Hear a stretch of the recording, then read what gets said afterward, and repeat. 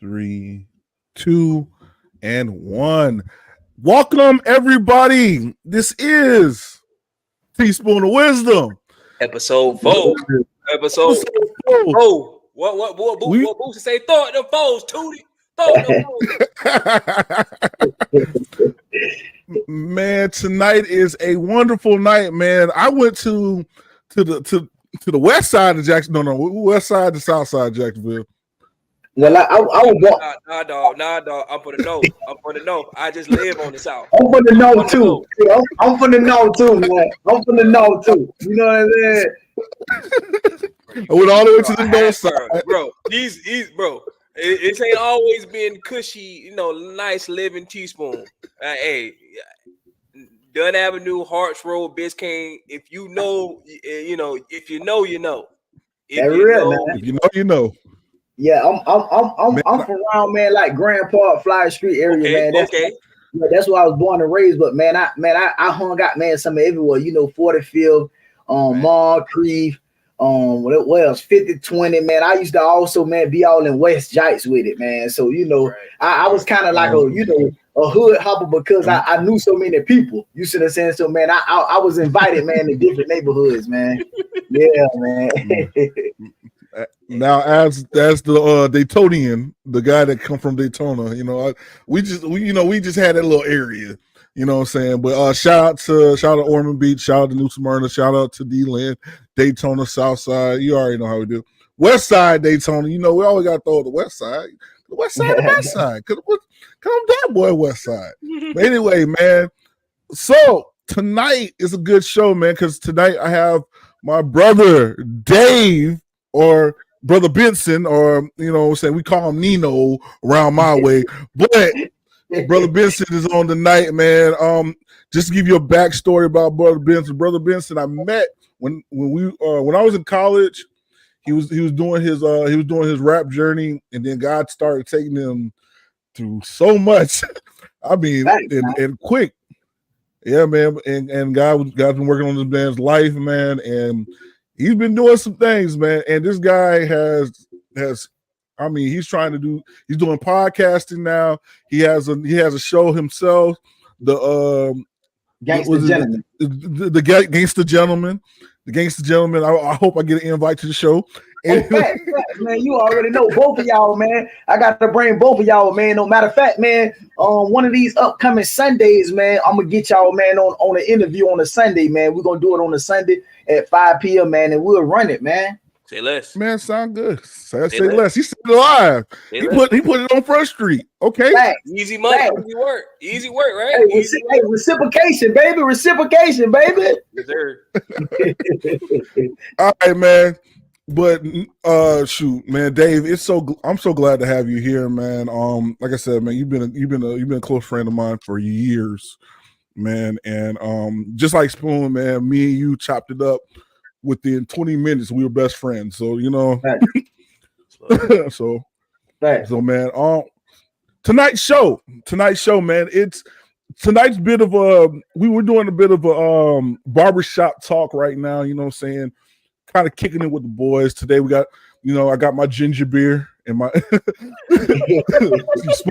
Spoon got his Michelob Ultra. Hey, not yet. I gotta have a couple when I get back to the crib. No cap. I need it. Okay. It's been a long week. All right. Man. Oh man. Me personally, man. I got suspended from work this week. Oh, and I oh man. Yeah, man. I got suspended, man. Man. Yeah, man. When you work back to back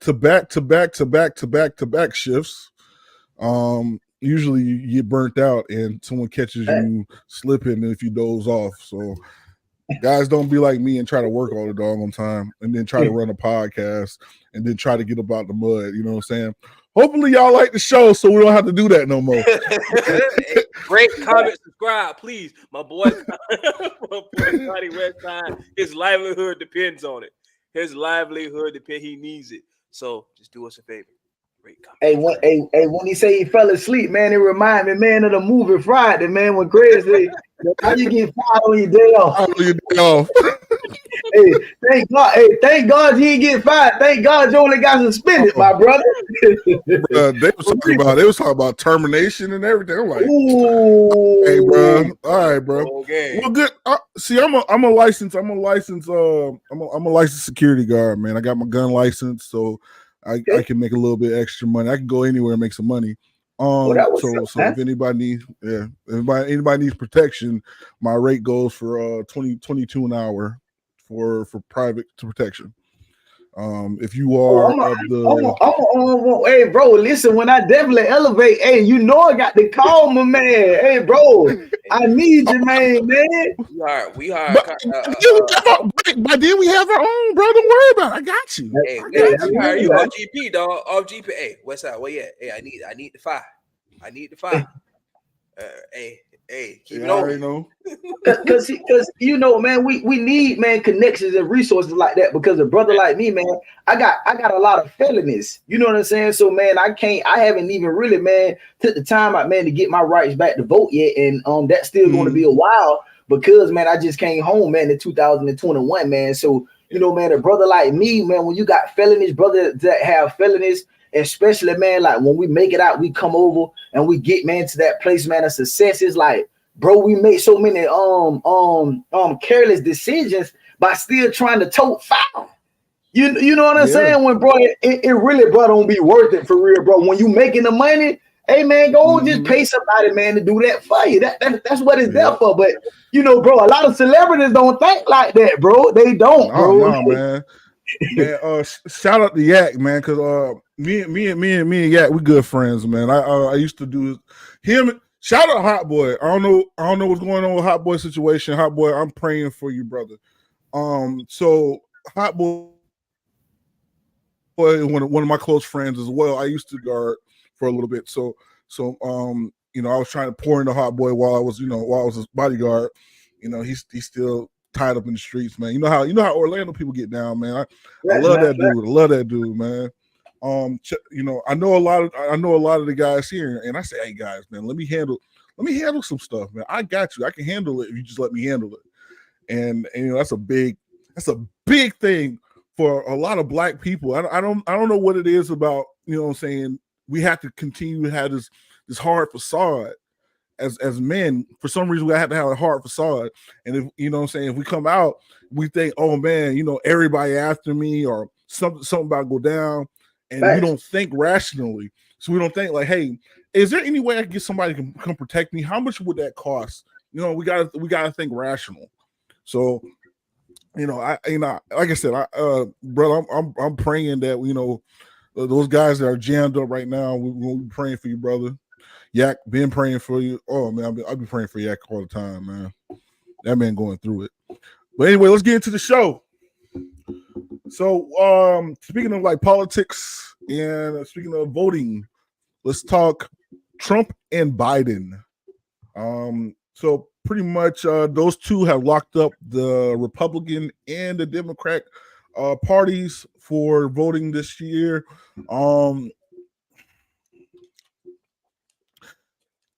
Pandering is going to be something that you're going to see a lot of this year. Yes. Spoon, take it away. Well, I think people are kind of people that may know me or may not know me. Well, for the people that do know me, they know I already stand on this. But I'm gonna reiterate it for the 100,000th of time. Trump 2024, Trump 2024. Hey, I say the same thing, man. Facts, man. You know, hey, I'm Trump too, man. Facts, man. It's not saying that Trump is the perfect candidate, but Trump is by far, if I'm just breaking it down, just the most logical in the logical sense. Trump is a lot more, when it comes down to international, he's going to let you know where he stands. Facts. You know, negotiation, he's treating it like a business. He's going to treat it to where, all right, well, if this trade agreement doesn't benefit the United States, he's going to look out for Americans first. So let's just go down Trump's list of Resume? international finesses, right? He got back A$AP Rocky. he got A$AP Rocky out. He freed Kodak. The biggest legal scammer. Bro, that you can call it. It's just the street stuff that we know or whatnot, or everyday actions, right? He got A$AP Rocky. He got Kodak out. He got Lil Wayne out. Thanks, man. Who else? He got not Lonzo Ball. LiAngelo when he stole them from China. In China, China wanted to try to hit, cuz. But Trump. China was gonna put him. Trump like, hey, blood, hey, no my fault. Hey, you know how they roll up. You know how they roll up, like out west, but hey, cuz Trump went up like that, hey, straight up. So my thing is, it's the best deal for Americans. He's called. I'm not, and no way that I'm not gonna say he's perfect, but he's by far the better leader. He's competent. He's logical. He's gonna tell you how he feels or whatnot. And not saying that Trump doesn't lie. I'm sure he's lied about some stuff. Several things. He's more about the honest. Yes, and I feel like with him being an outsider, outside of politics, he's non-establishment. I think a lot of it, Democrat or Republican, he's not as nowhere near as like entangled in with the back dealings of United States government. And I just think a lot of it is just a lot of waste, a lot of things that just haven't been handled correctly, that just don't represent everyday Americans. And for me, I'm a very brash and brash person. And now that I'm back in 2020, I didn't like Trump's attitude. Now that I remember our conversations back. Yeah, I don't like Trump's attitude. I'm like, bro, why do you think about his attitude? Think about what he's doing. Exactly. Like, exactly. I got over that. For me, I am going to tell you how it is. I don't care how you feel or whatnot. I don't care what how, just anything in general. I'm voting for Donald Trump. It's just the most logical decision. If you pull up to the gas station back in 2020 or before then or whatnot, before it all went down in COVID, gas was cheap. Rent, my rent wasn't as high. Food prices wasn't as high. But I got a family of 3, including me. So, right. It's tough, dog. So I'm, other people may not be as fortunate. So just looking at all the financials and all this stuff that just represents America, the everyday person, Trump is just the easiest pick. So, hey, I'm going with Trump, dog. Facts, man. I totally agree, man. You know what I'm saying? I say Trump too, man, because America, man, needs a businessman. You know what I'm saying, man? It's to a point now, man, to where really, man, we don't need, man, a politic. You know what I'm saying? And when you get into leadership, when it comes to when you're dealing with a man with money, I mean, man, I believe, man, that the world don't need, man, a perfect leader. You know what I'm saying? None of us is perfect. Only God himself is perfect. First of all, you see what I'm saying? So, I mean, man, just because of mine, you can't define a person character off because they like to speak their mind. You see what I'm saying? Actions speak louder than word, man. You see what I'm saying? I tell people all the time, man, that if you watch a person's actions, you never have to question their loyalty. You see what I'm saying? And we see what Trump's action is. And if America is in debt, America needs money. And if Trump gonna provide the money, that's what we need. The hood, bro. Everybody in the hood was straight. Everybody regardless outside of the hood, was straight on the cash. And the cash was looking straight. So facts. I'm talking about for PPE loans and all. Hey, listen, for PPE loan, Trump giving out checks. Hey man, that's what people need. People need an opportunity to be able to create them an asset. You see what I'm saying? You feel me? So man, it's like, man, that's what it's about, man. Man, broke people have see this one you can identify the mentality of a broke person when they try to make it seem like that money don't matter. You know what I'm saying, man? You got a broke mentality, man, because money make things move. I don't care what nobody say, man. You feel me? I don't know nobody who don't like struggling. They make it sound good, but I don't know nobody who, man, want to struggle. Bro, if I come home, my wife say, "Where the money at?" And I ain't got my check. What you think gonna happen, bro? What you think gonna happen? She gonna be pissed. So, all right, I want to give like 2 things that we can all think about. I want everybody to be on the same page here, because like I think we all know that, you know, when Trump was giving out the money, you know, black people were like, okay, you know, and all the memes and stuff started rolling, and then people started to realize, like, the wheels started to turn, like, okay, maybe we need to go here. I want to say this, and I don't want to be too like, I don't want to be against what we're talking about, because I think I'm for everything that was just said. My thing is, man, when is it that we go ahead and say, look, I don't want to be establishment. I want to be anti-establishment fully. That means that our neighborhoods, our communities are taking care of us. That's good, man. Like, you know what I'm saying? I want our communities to be taking care of us. So when you have billionaires and millionaires that come from the places that we come from, you know what I'm saying? And when you think about like when someone says, hey, man, I'm going to give you this check, you know what I'm saying? I need you to vote for me. You know, I need you this check. I shoot, look, man, when they gave us the stimulus, I was like, yo, hey, I think I got all three of mine. I got all three of mine. I ain't getting no stimulus, man. I was locked up. Man, I ain't getting not one stimulus. Ain't not one stimmy? Man, I ain't getting not one stimulus, man. Not one. I got all three of mine. Now, here's what I'm saying. I think what we need to do as you know, saying, one, as believers, and I always take it back to the cross, man. There was a point in time when Jerusalem did not have no ruler, they had no king, they had no government. God was the only thing that was providing for them. And we need to understand, like, you, and just like Dave said, he's like, yo, man, money makes moves. Money do make moves, but we have to make it move correctly. We can't. We got to make it move in a pure sense, not in the sense that like we're trying to be greedy and you know, one trying to, because we're getting to the point where it's commoner and it's commoner and it's royalty. You know what I mean? I don't want it to be like that, because we were set up on this country, you know what I'm saying, to be free men under the laws of God. You know what I'm saying? We were under God's grace. We had presidents that ran, and they ran under God's grace. Now let's keep in mind, we're not saying that everybody had, you know, good intentions or whatever. But there was a point of time in the black community, there was a point of time in the white community, there was a point of time in every community where we had a mind state of like, yo, let's build this up. But because of division, because you know, people are trying to pander and give us stuff to say, hey man, stay here. Now look, just like you, I'm hoping everybody here, just like anybody, I benefited off food stamps growing up. I don't know if anybody else did.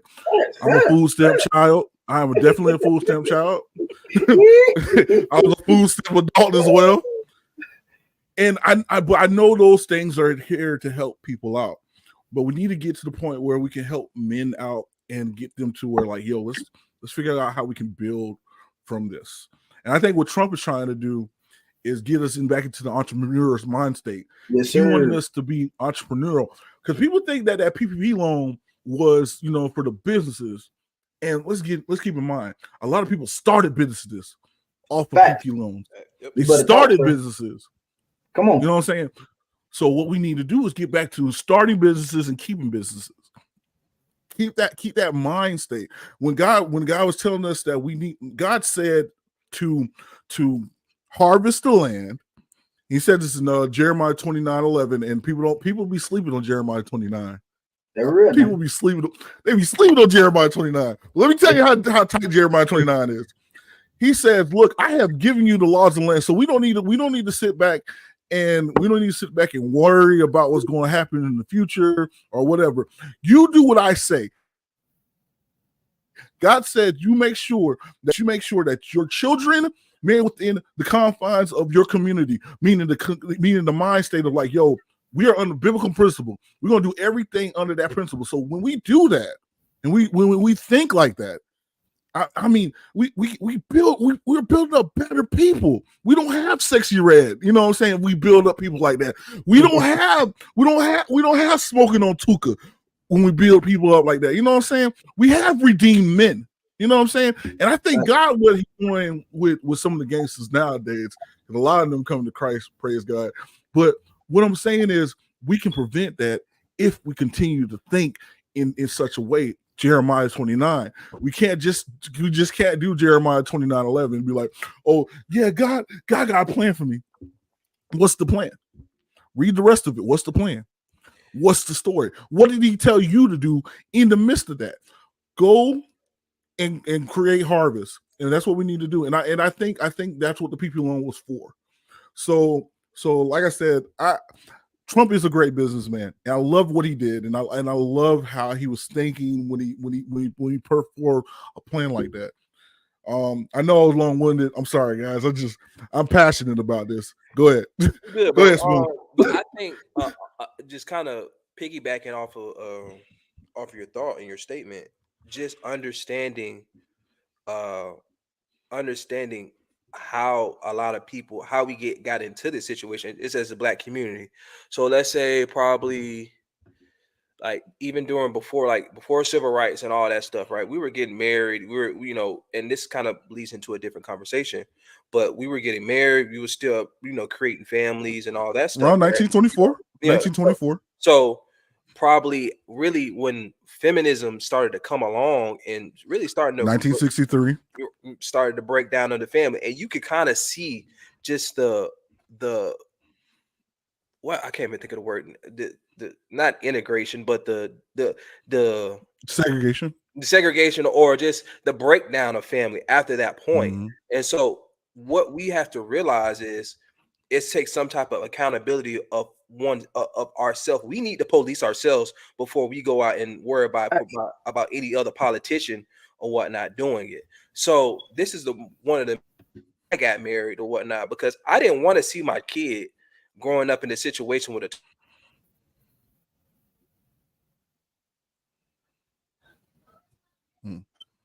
what happened? Okay, and understanding the usefulness of the two-parent household, and that's how God intended it to be.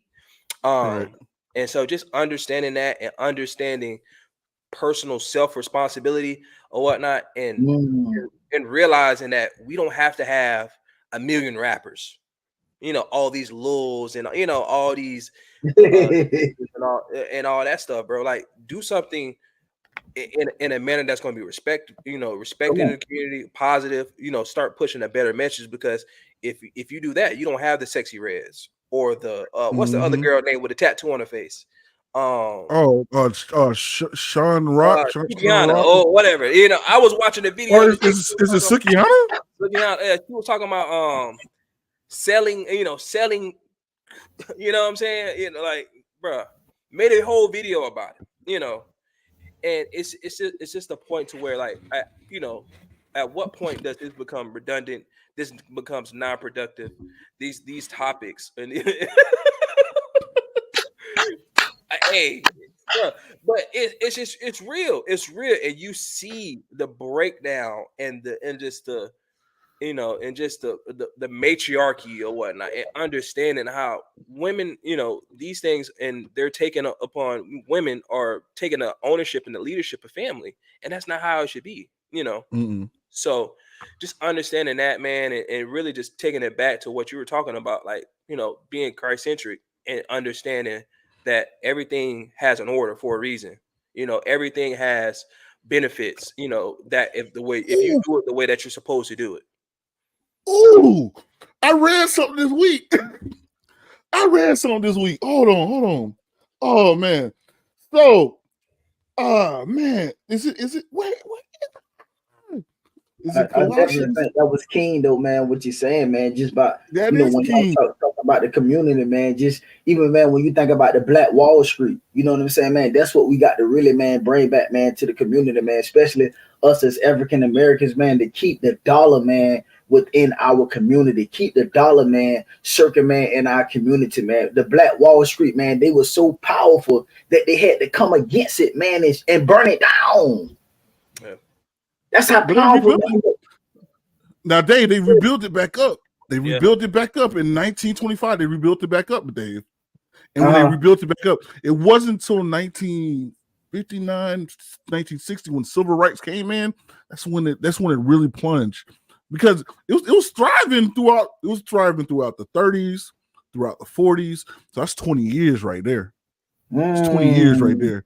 And then it started. Then 1950s came around. A lot of these kids started going off. They started going off to these white universities. We had Tuskegee, but they say, no, I want to go to these white universities, and that's when you started getting the NAACPs and all that other stuff. And then you get the W.E.D. Du Bois or whatever his name is.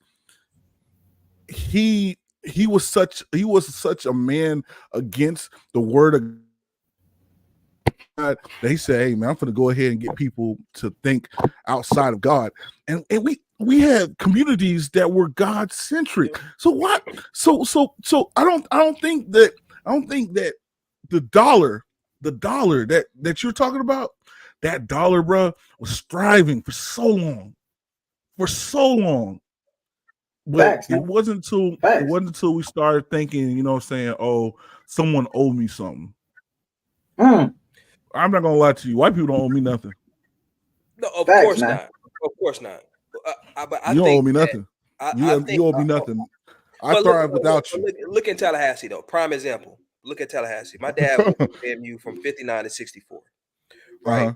My dad tells me stories about he was offered a track position at the University of Florida. During that time and whatnot, racism and all that stuff was really, especially in Gainesville or whatnot, was really a big thing. So he said that, hey, I'm not doing that or whatnot, and he stuck to his guns and he stuck to his convictions. Say, hey, I'm going to stay at EWC, during that time, now W and all that jazz, right? Or wherever he was coaching at the time. I don't remember. I would have to get with him and get the story. But knowing the history of Tallahassee and understanding it, and you could clearly see pretty much like a demarcation line on the railroad tracks. You got Florida State that looks all pristine and nice or whatnot. I'm not saying that FAMU doesn't, but you can see the community that they have built around, built in Tallahassee around Florida State. But once you see what they're doing, once you cross the track over into FAMU, on that side, it's night and day.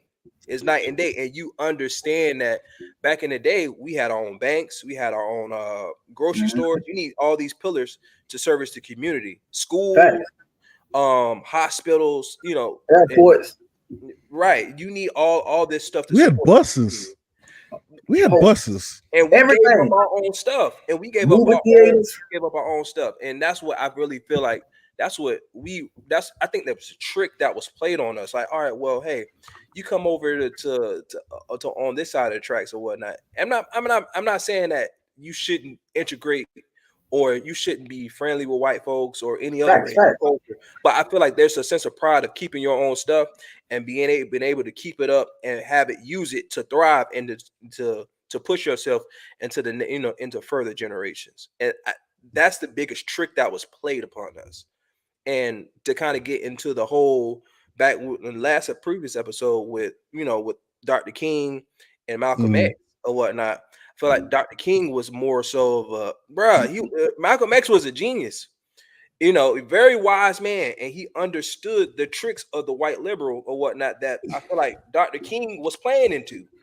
So let me ask this, man. I when I look at Trump, man, I really look at Trump, man, in his own way, as like a version, not saying he's Martin Luther King, not saying that he's Malcolm X, but I believe, man, that he's an offspring of them by the way that he go against the grain about certain things that he stands for. You feel me? And that's what scares me. Offspring. Trump. You see what I'm saying? Because it makes me feel, man, that they would try to assassinate him, man. Real spill, man. Bro, look at all the cases they putting up against the man. Look up all the cases. The one in New York. It's more like this. He's more of an offspring of what Booker T. Washington would stand for. Ooh, Booker T. Washington. he stood for the establishment of men getting their own stuff. If you everything, I'm telling you, everything that I talk about is biblical. He was a man that was like, yo, look, hey, we can have our own farms and we can run our own. We want men to be able to sustain themselves, not to lean on anything, not to, you know what I'm saying?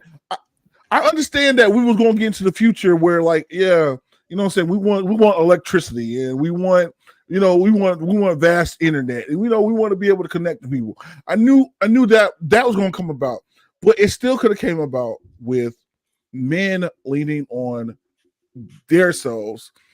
Not a lot of men know how to farm. Not a lot of men know how to hunt. Not a lot of men know how to clean their gutters. I don't know many men that know how to fix their own washing machines. And I don't know anybody that know how to hook up a washing machine or dryer up.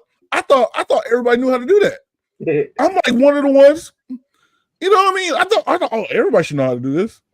You know the stuff that I know that my pops taught me, you know what I'm saying? I thought everybody knew. But that leads back to the breakdown of family, though. Back in the day, before all this stuff happened with feminism and whatnot, taking the father out the home, and you could see the strategy. Lyndon B. Johnson, he was the biggest racist of all time, one of the biggest racists ever in government.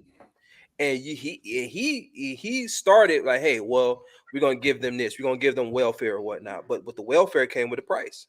You had to kick the man out of the home. The Section 8 or whatnot, you can't have a man living there. Now with the man out of the home, the young black boys, I know for me, me growing up in a single parent household, I didn't learn certain things that I could teach, that I could teach to my son now. And even now, I'm looking at, all right, well, when I let's say whenever I own a home or whatnot, and I'm talking to let's say an AC guy or whatever, I'm gonna sit right there and try to sit in there and learn as much as I can or whatnot, and try to pick up those skills that he's teaching, or he may be willing to teach whenever he's repairing or whatever, just doing certain things or trying to learn it for somebody else. So now that we fully understand the cost and the cons really of in trying to integrate into this bigger society or whatnot and not keeping our own stuff, there's consequences to it. And so a lot of young black boys are left without a proper father or father figure to stay in the home and teach them. And I would go more to say not just black boys, because I think poor, I want to say poor families, because we do have a lot of black families that are thriving nowadays that do have good fathers in the home. So I don't want to make that, what I'm saying, because like Spoon, you're a good father, what I'm saying. Dave, you're a good father. You're our present fathers, you know what I mean? So, what I'm saying, we're not gonna, I don't want to use the language that, it's us that, no, it's just poor families, you know what I'm saying? We need to address what's going on with the poor family, because what happens is, what I'm saying, like, you get everybody thinking one way, and it's like, yo, it's just us, and then you put something on Spoon, put something on Dave that's not them. You know what I mean? Thanks, man. I'm just speaking from experience, bro. I'm just speaking like all my homeboys. No, what I'm saying for you, like you saying in so many words, change. Let's change the wording, the wordplay on how we present it. Basically, in so many words. Facts. Because like you yourself are not an absentee father. You're not even the absentee husband. You're there. You know what I'm saying? Dave's the same way. And when I sit back and I'm like, yo, man, y'all two. I don't have to worry about, like, my nieces and nephews dealing with, absent fathers. You know what I mean? I don't have to worry about that. Like, oh, my niece got daddy there. Yeah, daddy there. You know what I'm saying? And as your friend, I can hold y'all accountable. Yeah. You know what I'm saying? That's just me. No, in any dream or whatever, hey, daddy gonna be right there, bro. Daddy right there. I'm on that. That's why I don't agree, man, with the terminology that, once a child begins to deal with the spirit, man, of homosexuality, that you have some pastors or you have some women of God, that actually will reject the child. Okay, I know that we have biblical laws that go against you ain't lying. But man, look here, man. I mean, if with love and kindness, if he draw me, I mean, if he said that we're the salt of the earth, if he say, let your light so shine that when men see you, they may glorify me, which is in heaven, how can I reject my child because a spirit has came upon them? I have to consecrate myself to get this spirit, man, up off of my child before I reject my child. So it's like, man, that right there, man, that scares me. And I'm not going to take it to the point and use the wording and say, a person don't love God or they don't have the love of God in their heart. But man, that's scary, man. That's scary, though, man. Scary. And you know the word. You know how many that homosexual son or child? Go ahead, brother. Because the big thing is, I think because we forget that, what I'm saying, when that rod, now we think about the rod in the same rod that says your rod thy staff, it comforts me. That same rod's supposed to comfort. So when people like you spare the rod, you spoil the child. You spare the rod, you hate the child. The rod is not to be like chastised and beat. Come on. They tapped this sheep. They said, hey, you're going the wrong way. That same rod was also there to be like, hey, you can lean on me. I got you. Don't worry about it. Right. That same rod, you need to be the rod that your son, your daughter can lean on. That same rod's going to cause discipline, and that same rod's going to cause comfort. You need to know how to bring both of them together. And I'm dead set. I tell everybody, like, Connor, you gonna beat your children? I don't know. I don't know. But one thing I'm going to do is comfort them and try to guide them in a great way in the ways of God. You know what I'm saying? Because as for my house, me and my house, we're gonna serve the Lord. All right. Let's move on, man. That was a good one, bro. We could that one. That was good, man. That was a hard done. Jesus. Hey, man, I love that. Hey, man, so let's talk TikTok real quick, man. So TikTok is scheduled to be banned from the States due to China tampering with information. And also other key things or whatever. China launched their app, which was the TikTok app in their country. I don't know what it's called in their country, but I'm just gonna say it's TikTok. That app, they had a limiter on their app. On our side, our app didn't have a limiter. It didn't have a limiter on it. So you see a lot of like anything goes on that app. And there's a lot of creators that are on that app that said, man, y'all taking away my money, y'all taking away my voice and everything.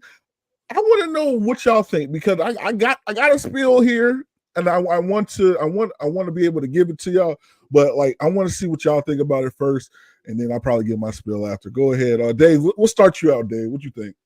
I mean, when it comes to something like that, man, and this has nothing to do with racism, but we know that racism is still alive and well. Man, I think sometimes with certain stuff, man, anytime too many of us go to start making too much money off of it, man, and they be waiting on the reason, man, if you ask me to get rid of it. And that's just the truth. You know what I'm saying? And I could be, but if you ask me, man, listen, when we, bro, listen, it's a lot of us that is making a lot of money over that app. You hear me? So that's my take, man. You know what I'm saying? And I could be wrong. You feel me? All right, let me. I love it. I love it. I'm sorry. You just say I love it. Us. I had deal so fool. Bro, but golly, I lose my train.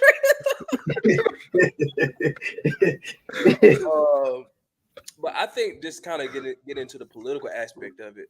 Oh yeah, I was a political science major. I'm always going to think about political aspects to almost any and everything. So blame me, or blame FAMU. They raised me. They Hey, fam, you raised. Hey man, they're real now. I love that school. Two claps and straight. But just thinking about it from the political aspect of it and understanding how China really is our biggest op outside of Russia. For sure.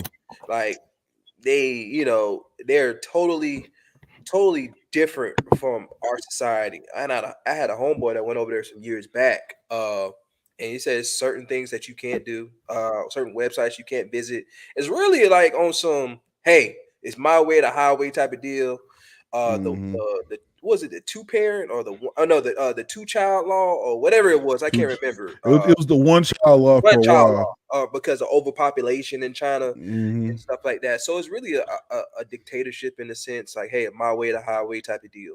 So just understanding China's kind of background a little bit in recent history and understanding they're our biggest competition. And just looking on Instagram and whatnot, and understanding that China with their slimmed down version of TikTok, it doesn't hit the same because they're not poisoning their young children's mind, or but they're giving that poison to us. And I've seen kids just enamored, just bogged down with TikTok, and they seem like they can't live without it. And this is why I keep my son off of social media as much as I can. Bruh. Wait, hold on. Remember that one girl that we had in the psych ward? She kept doing the TikTok dances. Yeah, like, bro. I'm like, oh, just doing. It's this weird stuff, dog. Like, you can't live without TikTok. Like, you can't live without social media. I'm like, huh? Like, it don't make sense. And so understanding that their version of TikTok is just way different from ours. Why are they dishing us that poison? And then two, and I got this off of Joe Rogan podcast, just listening to it. They're whatever you signed the agreement initially, it's got captured with a whole bunch of stuff. They steal your data, all your information, and you're giving it over to the Chinese government.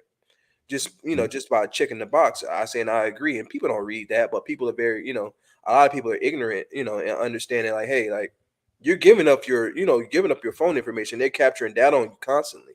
So I think that's just something that is a big issue in America. And for me personally, I would ban it just simply because of the information, all the stuff that's on TikTok, inappropriate. I think with Instagram as well too. Instagram, Facebook, a lot of that stuff. This social media has a lot of poisonous information and poisonous videos or just posts, and it keeps circulating around the world. And now that we're kind of calling it out, I'm glad to see the House take a step to ban it, and then potentially go through the Senate and be signed. So I'm all for it, man. Well, I think of it two ways. So way one is, man, y'all, I like it, but I don't like it because I don't want you to think that you can take something away from me. Right. If I got freedom, I don't want something that I need to be taken away. I know a lot of people that do a lot. I know a lot. Yeah.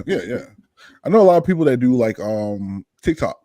A lot of people that make a lot of money off their TikTok. You know what I'm saying? They got their own communities and everything, and you got their own setups, and you know what I'm saying? Like what we're trying to do. We're trying to build a wisdom community. You know what I'm saying? So we're trying to get people on. We're trying to figure out names for our people. Oh, you know what? I just can we call them the Wizzies? I don't know. I the what? The Wizzies? I don't know. That popped up to my head. We got workshop. That sounds kind of weird. So pause. All right, sorry. Keep going. Yeah. Anyway, but I know a lot of people that make livelihoods and everything now. But the thing is, I don't think people understand what they're trying to what China is literally trying to do. And just like Dave said, it was like, yo, anytime you see a lot of us on an app and they take it away, they taking money out of our pockets. Fair. But at the same time, a lot of us ran to this app and you know what I'm saying, we got famous, TikTok famous on the app or whatever. But if you still see the numbers, it's one community that's always benefiting from this app, and it's unfortunately, I hate saying it like this, but the white community benefits of the app the most. There's a lot of black creators, black content creators. They might have got a start on, you know, they might have got a start on the TikTok app or whatever, because you see a lot. Because what I'm starting to see is a lot of food reviewers. Food reviewers are heavy on that. You're talking about now they're what's your boy name? Keith Lee, right? Keith Lee. He from TikTok. Yeah, he got started from TikTok. He became the most famous food reviewer on TikTok. You know what I'm saying? Famous food reviewer. And but now Keith Lee has enough money to go. I can go to YouTube, and he can get people to film his. He's on shows now. He's on TV shows now. They're like, yo, I need Keith Lee to come here and try my food. You know what I'm saying? Because the people want an honest opinion, and Keith Lee was an honest opinion. But that's what happens when you take the everyday Joe and you put them on something. Now keep in mind, it was great that they were making their money, but at the same time, if you got other people coming in there twerking, other people doing heinous sexual acts, doing God knows what in the app, hooking up with children in the app, got a spicy version of the app. I think we need to go ahead and do something with this app. We need to go ahead and destroy an app that's destroying our kids, because only kids like this app.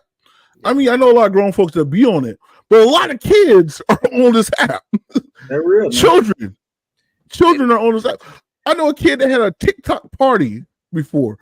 Like, if there's a lot of kids on this app, I kind of don't want them on this right now.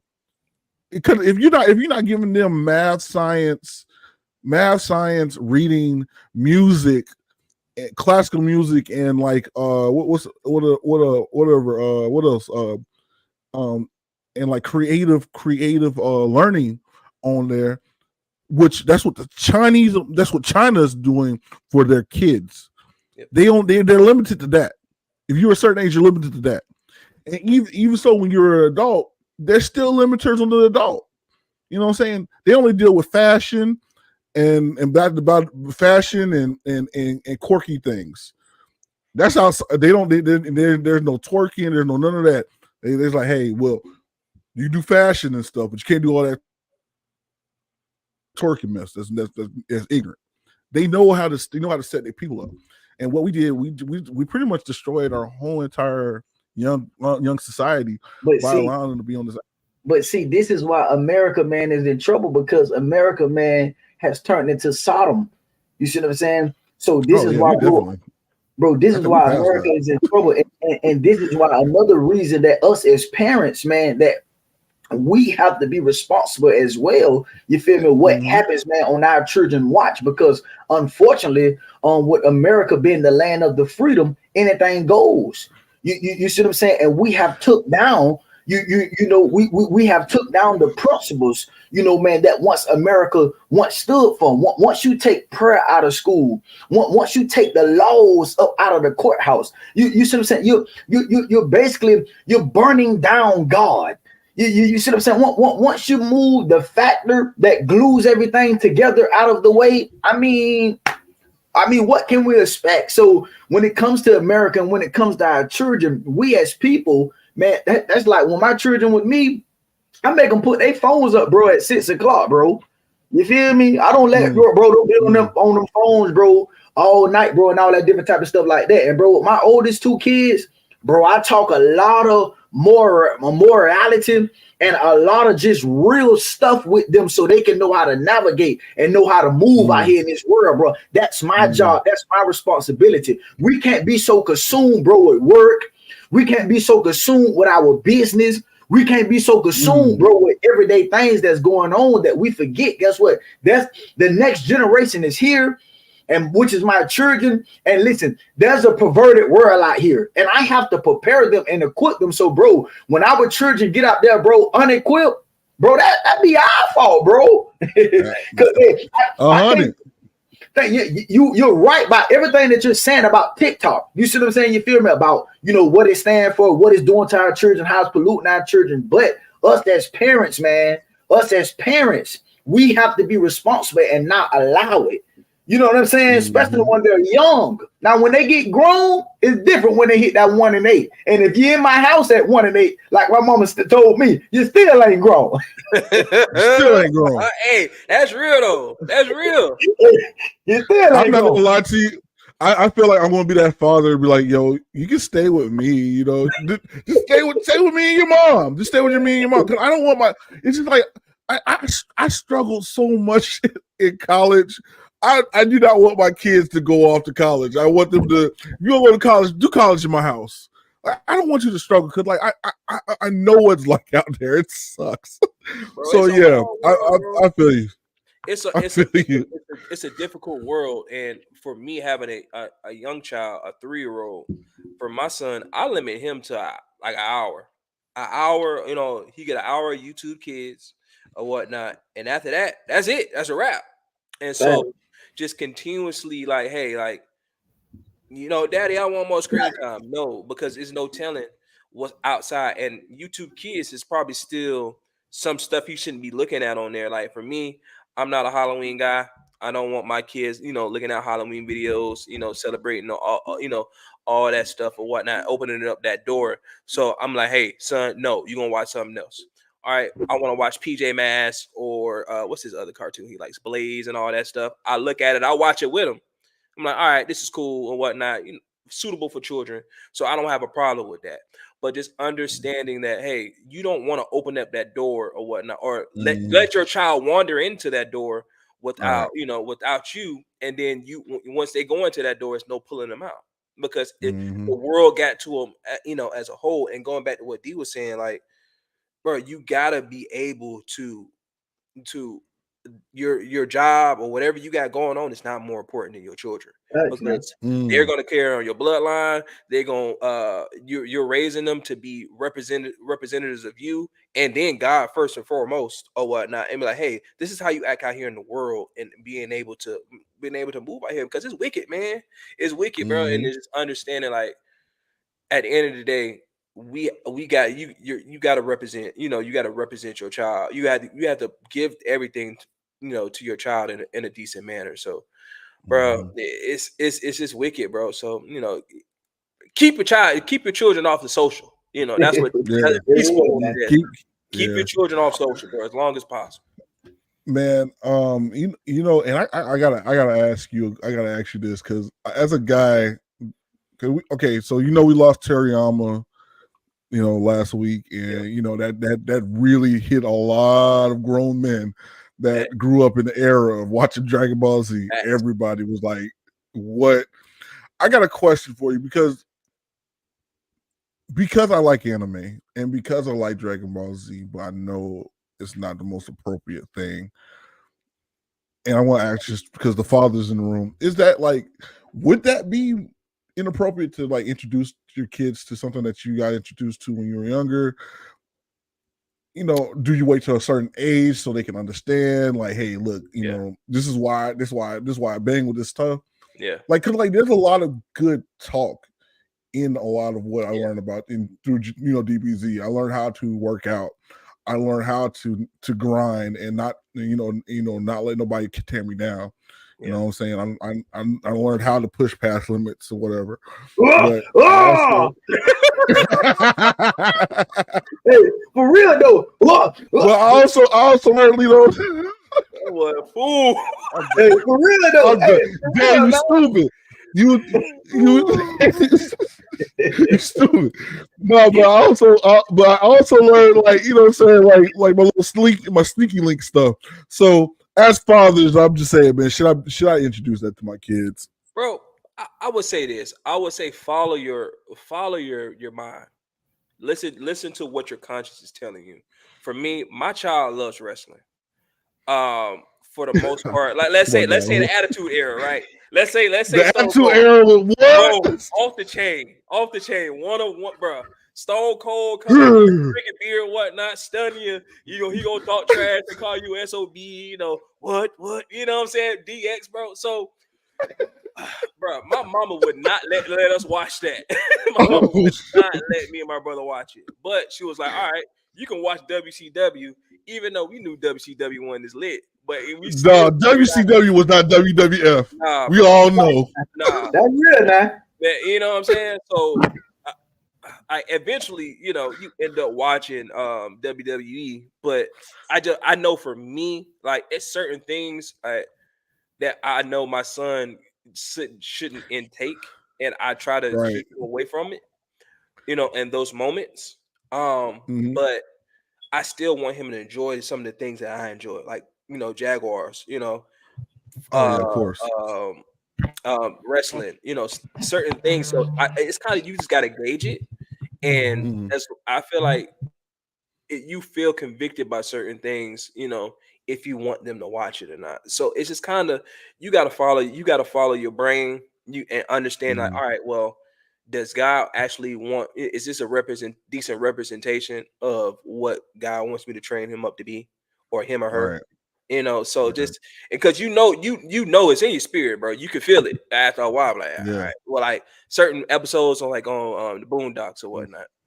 You know what I'm saying? Like, right? I know I shouldn't have been watching it, but all in all, it's like, you know, like I still want to watch it, but you feel convicted by certain things. But you know, just taking it back to the kids, man. Like at certain points, you know, you still you expose them to certain stuff, and you kind of you got to figure out and just gauge it, bro. So, but nobody's perfect either. So at the end of the day, man, it's just about your child, bro, and how they ingest certain things, intake certain things. Facts, man. I mean, I say the same thing. I pick it back off, bro. You know what I'm saying? I definitely believe that it's some things that should be, you know, introduced to them at a certain age, but at the same time, I believe a lot of things, man, have to be talked about as well. And that's what I do with my oldest son and my oldest daughter, man. Like, man, I teach them, man, how to handle, man, conflict. And I just talk to them, man, about just so many different scenarios that can happen in life, because unfortunately, when you're dealing with children and they're not always around you, especially when they get older, man, listen, we know some of the stuff, bro, that we did, bro, when we were children. You feel me? So, hey, we can't be naive, bro. We can't be naive out here like, oh, they won't do it. I'm not going to say hate, because hate is a strong word. I would say dislike. I dislike parents that be like, oh, I know my child wouldn't do that because, oh, I raised my baby to, oh, man, okay. That's cap. Straight up cap. Hey, you know your kid doing foolishness. That's cap. Hey, I'm talking about big cap. You see what I'm saying? So, man, I would say, man, even though, you know, there's a time frame to where you have to introduce them to certain stuff, but also, man, especially when they get a certain age, don't hide nothing from them, man. Any parent that's listening right now, don't hide nothing from these children, because the world that we living in now, they're gonna get introduced to it regardless. You gotta be wise in the decisions that they make. So you gotta be like, hey, look. Before you do that, let me tell you what's going on now. You hear me? That's gonna lead you here. Before you do that, it's gonna lead you here. I'm just saying. And these kids are far more curious now. For me, I was genuinely curious, you know, at a certain age. But now my son is just blown past me. Bro, I was so docile. I really didn't care. I like Dragon Ball Z, Pokemon. I was docile. But I was cool. I was cool with that. Leave me alone. Then I discovered girls. You see what I'm saying? And so you gotta be ready for that. You gotta be ready for that at an earlier age. You know, just whatever they got going on, man. Oh, man. Kids, bro. See, I didn't even grow up, man, like on the Dragon Ball Z, man, and different type of stuff like that. Like I watched it, you know, like Hey Honor and Rocket Power for a little piece. Like that was kind of like my season of like cartoon, but bro, like I jumped out the porch. You watching in the heat of the night. That's what you were doing. Yeah, bro. Listen, bro. In the heat of the night. The porch, bro, when I was like 13. So, bro, no cap, bro. Like movies like you say, The Heat of the Night, Scarface, you know, Shadows, You know what I'm saying? Like, bro, menace to society. Boys in the hood, bro. Listen, no cap, bro. These were movies, bro, that I was, consumed with around the age of 12, 13, bro. With me having a daddy that died at 6 years old, and was the neighborhood superstar and had this name, bro. My mentality as a 12-year-old and 13-year-old was different. You see what I'm saying? So, bro, that's why I try to keep it, bro, with my children, bro, because these days, man, it's just like, man, bro, it's no telling, man. Like, for real, man. For real, man. Yeah. All right, guys. This is gonna be. I'm gonna add us like about 20. I'll add 20 minutes to this one. Let's talk free agency real quick. I know that we were supposed to talk sports. We should have went out the gate, but we came out the gate. We came out the gate real hot tonight. So, man, came out the gate swinging. Now, we got a lot of Duvalians in here that love them Jaguars. I don't see the appeal, but you know what I'm saying. Hold on. Whoa. Who was your team again, sir? Oh, my team was in the playoff, baby boy. Shout out to what that Tyreek Hill, the Miami Dolphins, and went out to Kansas City and got smoked. And at least we was at Kansas City. At least we went. Like a 3-5. You know what I'm saying? Yeah, they're smoking on that Reek pack, so I don't care. Bro, did you see some of the people that went out to that game? Now they got amputations. Seriously? Yes, bro. Yes. Wow. I gotta go out there, bro. Hey, no, you could not pay me enough money. And I'm not. If I'm in the suites. If I'm in the suite, good. I'll go if I'm in the suite. Hey, I don't know what he said about the money part. Now, listen, if them dollars right, not for the risk of the amputation. No. Hey, bro. Hey, look, man. People ask the question. Hey, would you risk a limb for a good $1 billion? I'm like, which one? They're like, I'll give you a leg, baby. Not a whole leg. I'll give you like below the knee. For a billy? For a bill. Below the knee for a bill? I can't give you a leg. I have to give you an arm. I can't give you a leg. A bill? Bro, I will give below the knee. Which leg? My right leg strong, so I'll give you the left. You're right. I might give you a leg too, because get what? You can get you a fake leg and throw you some jeans on. You know what I'm saying? You know what I'm saying? Throw some jeans on. I might not have the shorts, you know what I mean? No more shorts or whatever, but you gonna throw the jeans on, you know. I still got a little pep in my step. Y'all boy crazy. Oh my gosh, man. Well, speaking of peps in the steps, man. So everybody's getting snatched up, taken, and you got people going to the Jags that for pieces of bubble gum for some reason. they got Mac Jones for a piece of bubble gum. We're like, hey, look, we got some bubble gum. You want? Appreciate it, Patriot. We gonna smoke y'all in the regular season. We gonna smoke y'all. Man, all right. Hey man, look, y'all South folks be talking, man. It's all about the East, baby. Anyway, but Justin Fields has not have anybody knock at his door. What's crazy is he's the most efficient quarterback that was from last year, outside of Kirk Cousins. Why is nobody knocking at his door? I mean, I believe somebody gonna get him, but I mean, you know, man, everything these days, man, so much stuff, man, be about money. You know, man, it's just like, man, you see what happened to Russell Westbrook. You see what I'm saying? So it's like, man, that the game right now, man, just with the world, period, man, it's hard. Russell Westbrook or Wilson? I mean, I'm sorry. I'm talking about Russell Westbrook. I'm sorry, Russell Wilson. We see what this. They kind of did that to Westbrook too, though. They did do it. Yeah, they did do it to Westbrook. That's true. That's true, and that's probably what made me throw that out there. But when it comes to this stuff, man, it's like, bro, like these days, bro, like, bro, respective persons, bro, is real, bro. In in every area, bro, of the world right now, bro. You see what I'm saying? So it's just like a situation like that for me. It's hard for me to speak on. I can't even. I can't even speak on it, bro. You know what I'm saying? I don't even know what to say concerning that for real.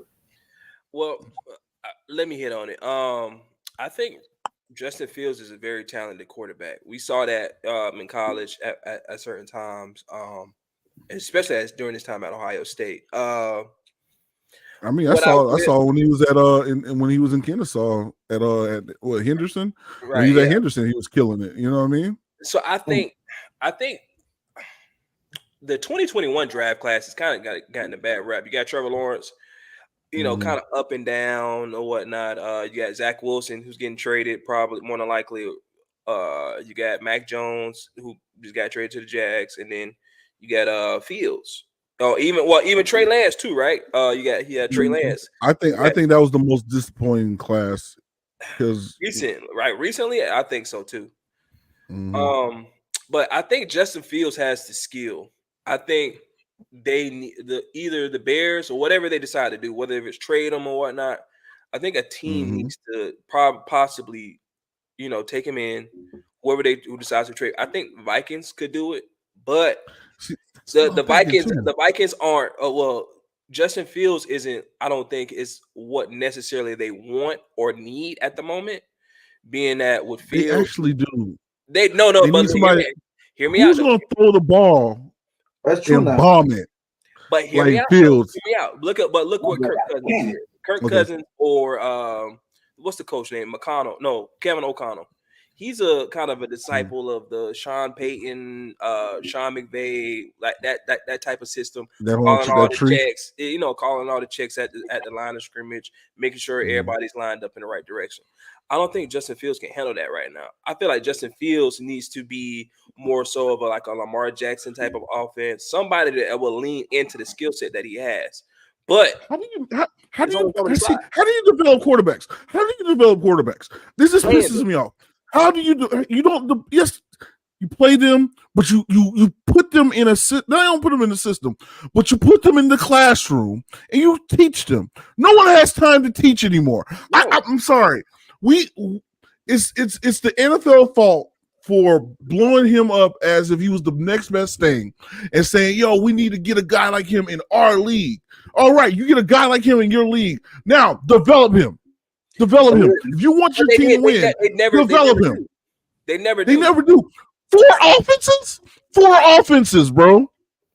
You telling me you can't get this man in one offense? Let him figure that thing out. Or even if you're doing these four offenses, get him in the classroom. Make sure he's the main person that know everything. When you're a CEO of a company, you make sure you know everything about that doggone company. I don't care if the creative owners or whatever, they say, hey, we're gonna go with Pepsi this time. Well, you know what? You'll learn everything about Pepsi.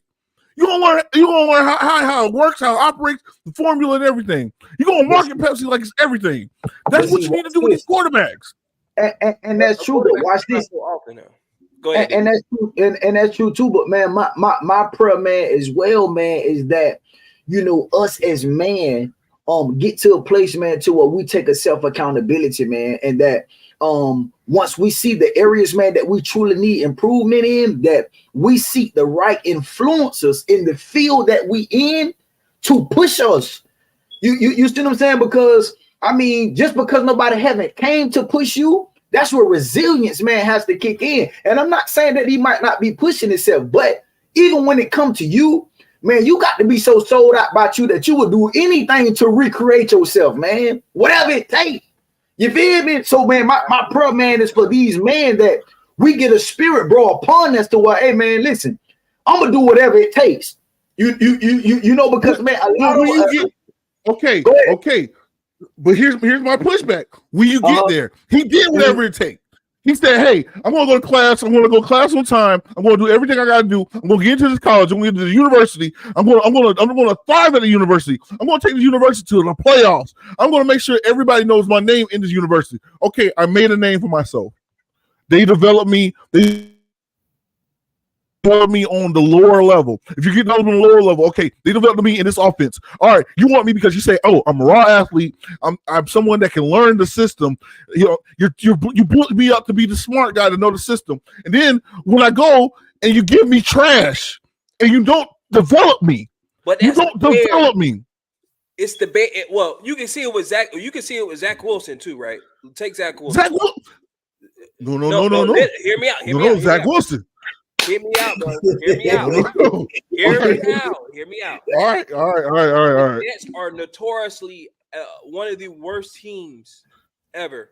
Look. I mean, not ever, but just in recent history, they are the worst team ever. So, the Jets, they throw out Zach Wilson, you know, thinking, all right, well, he's pro ready and all that jazz, right?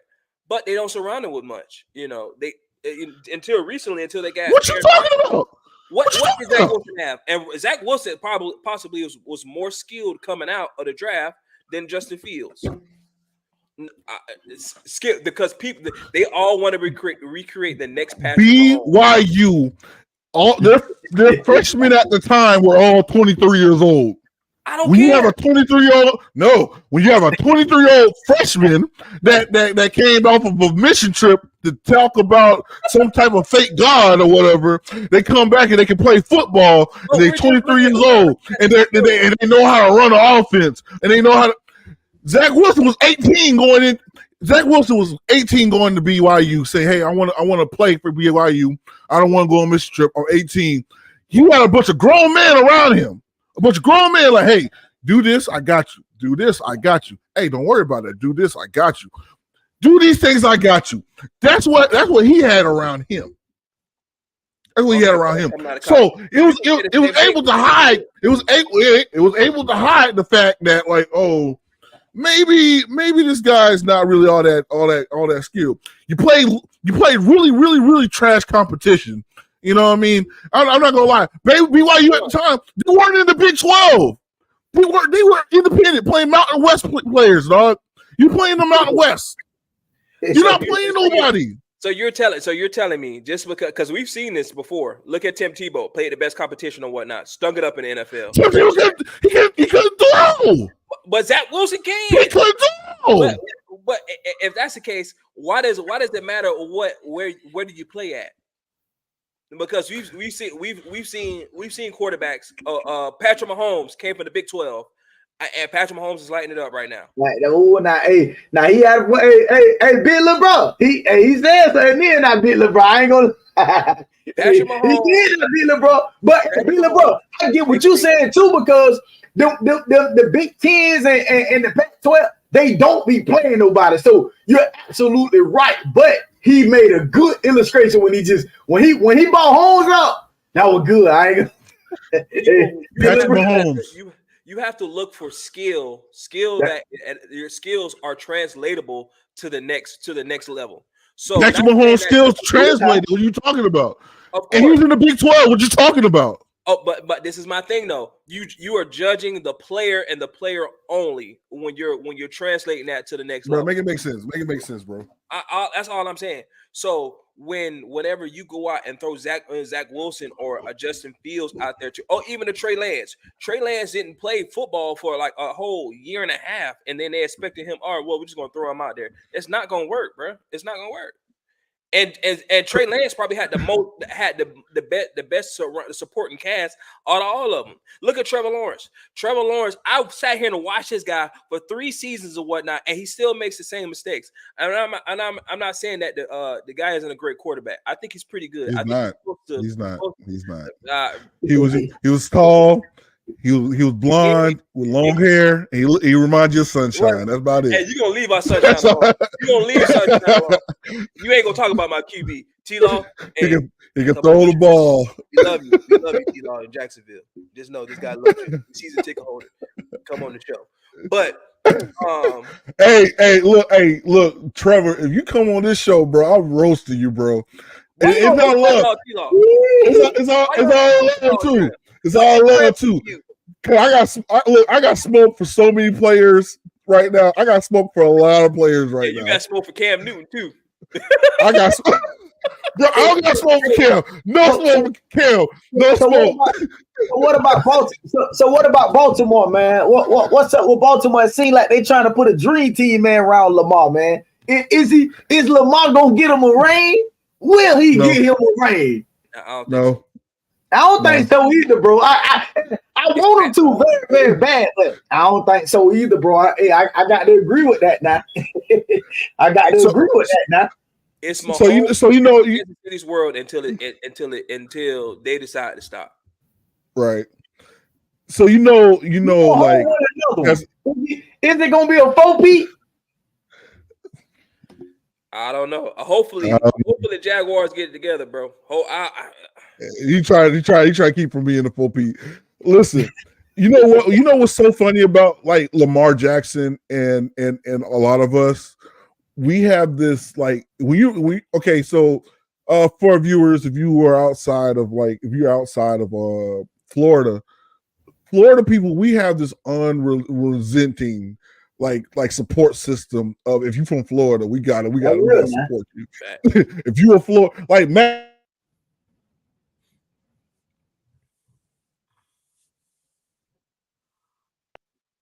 we gotta be like, Mac Jones, man, we gotta support you, dog. You know what I'm saying? You're a Florida boy, we gotta support you, dog. And but it's tough. I think it kind of boils down to Lamar represents a lot of where we're from. You know, all three of us. Lamar is the regular guy, whatnot. You could see him walking around probably with no security in the hood, hanging out. You know, hanging with the kids, playing football with the kids. Freeze cup.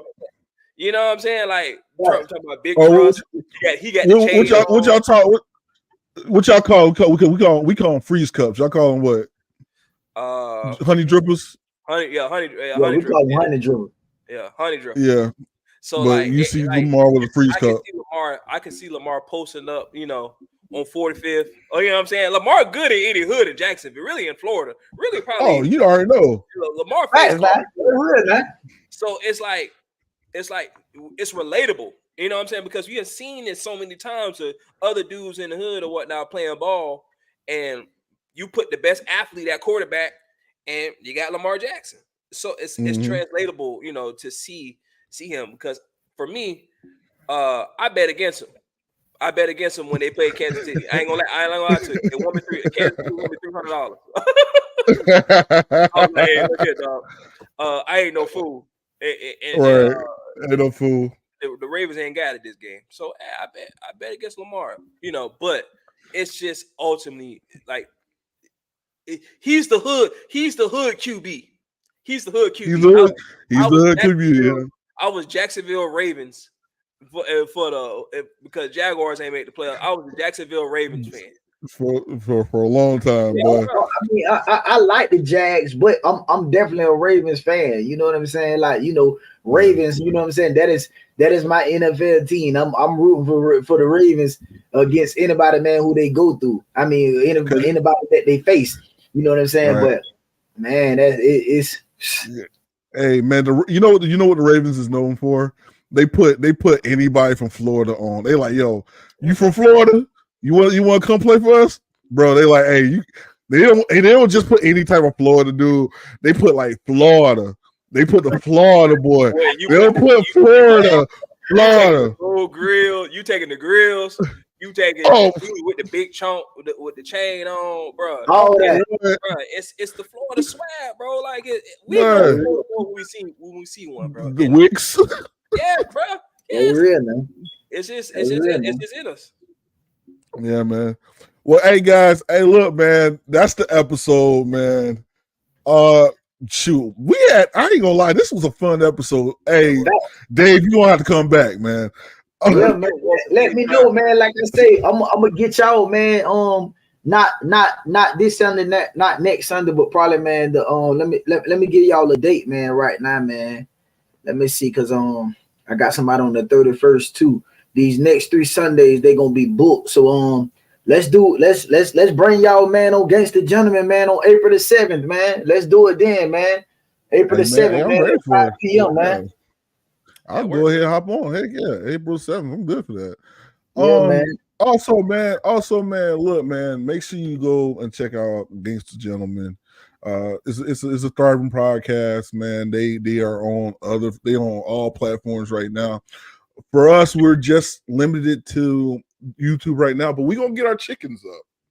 And we're gonna be on everything. So watch out for us, man. What Marshawn Lynch said? He said, "Hey, count your chickens, blood. Count your chickens. Count your chickens." You know what I'm saying? You know, I'm gonna get got, but shoot, I'm gonna get mine before I get got though. I love that quote. Man, shout out to everybody that's watching the show, man. I want to say thank you. To our 2 viewers, and hopefully across the time that people view it. Man, I just want to say, man, thank y'all for even, for checking in with us, man. We are appreciative of everything that y'all do, man, and we are humbled for y'all to even come and watch our show and stick here for the whole entire show. Thank you so much. As far as the night goes, man, I'm done speaking for tonight. Anybody got any closing words? Westside is out of words. Man, I'll just say, thanks. I appreciate everybody.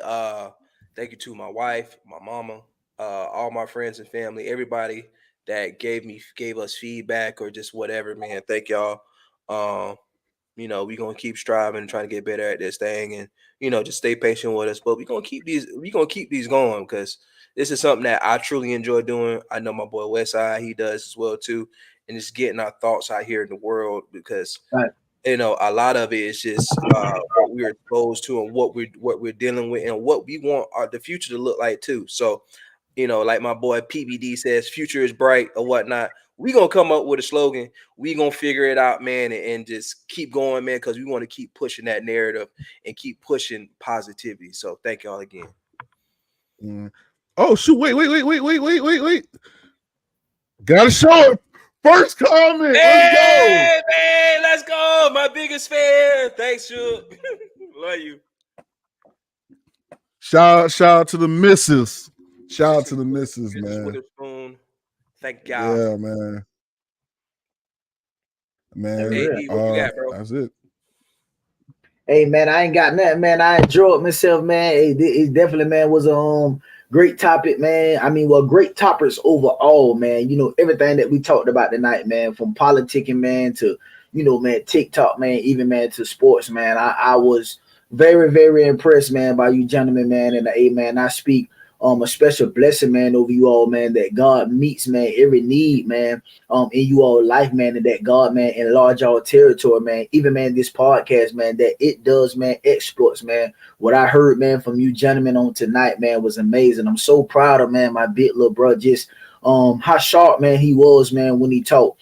Man, just even the history, man, that he knew, the years and everything, man, like you all were called for such a time as this, man, for this, man. You all were anointed, man, for this, man. And I pray, man, that this really grows. And I'm just happy, man, to be connected, man, to brothers, man, like you, like y'all, Teaspoon.